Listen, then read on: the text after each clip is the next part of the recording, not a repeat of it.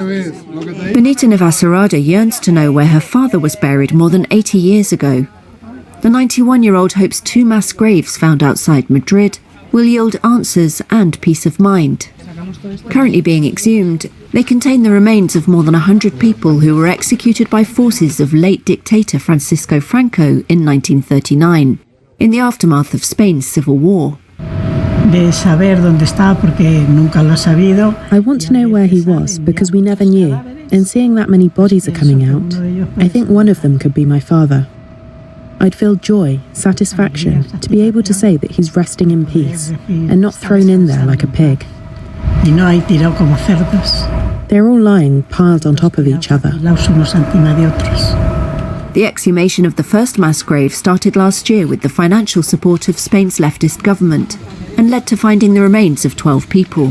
Forensic scientists are now examining the second, located in a pathway at the cemetery, collecting skulls with signs of bullet holes and bones to genetically identify them and hand them to their families. A total of 108 civilians, many associated with leftist parties and unions, were executed and buried at the Colmenar Viejo cemetery between April and December 1939.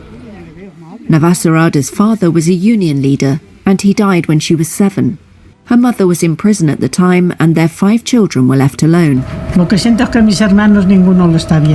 What I am sorry for is that none of my siblings are here to see him. They have all passed away. None of them are watching this. I would like them to benefit, and we can talk and say that we are going to get father back, but I have the support of my daughters, and that's what I'm left with. Spain transitioned to democracy following Franco's death in 1975. But his legacy still divides Spanish society, and the exhumations were a hot topic in a national election in July. Luis Perez Lara heads a local memory commission. He was arrested and tortured by Franco's security services in the 60s.